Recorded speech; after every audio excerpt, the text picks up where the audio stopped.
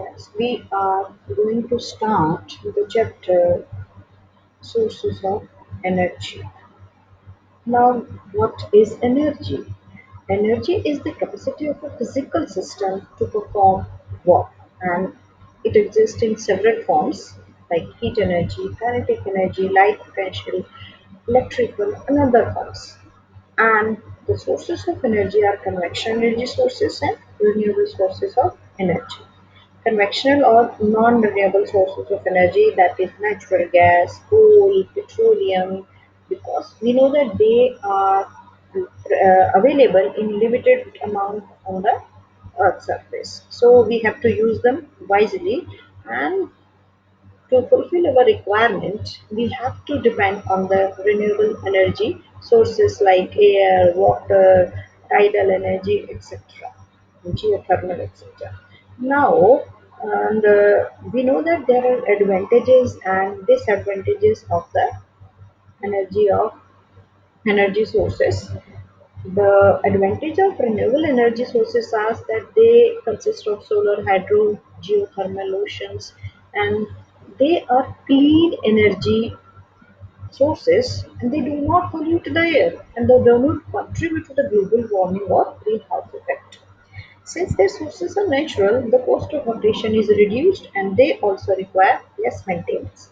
The disadvantages of renewable energy sources are, for example, if we use wind energy, we have to put some turbines which are very expensive. Solar panels, to we for the solar panels we are used to silicon, germanium and silicon panels, which are very expensive. Tidal barrages means we have to build up dams which will affect the shipping and the turbines from the dams river mouths. We need large amount of money to build over there. So there are certain advantages of renewable energy, and we can differentiate, that is the renewable are the continuous supply, non-renewable energy is the limited supply, can be replenished within a short period of time, and it takes a long time to be replenished.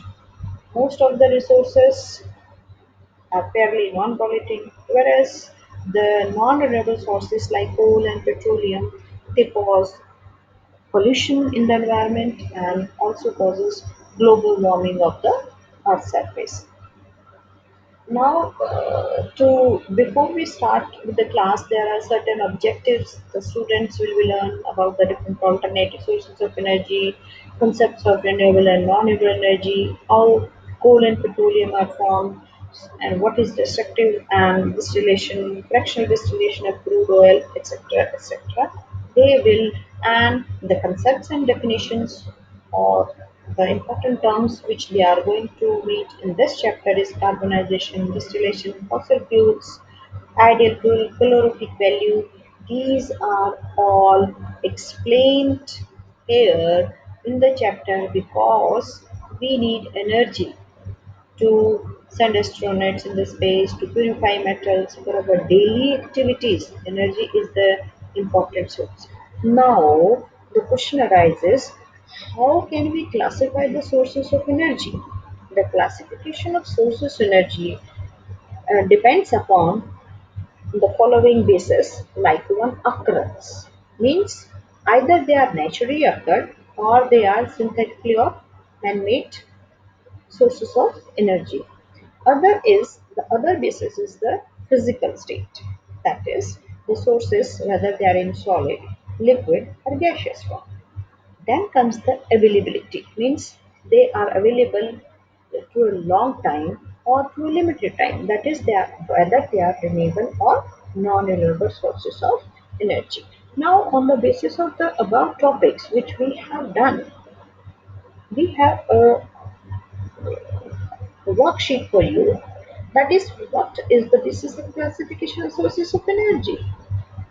Otherwise, the differentiate between the renewable and non-renewable sources of energy, and the other one is why do we call air renewable sources of energy and coal as non-renewable sources of energy? Then comes the calorific value, means the amount of heat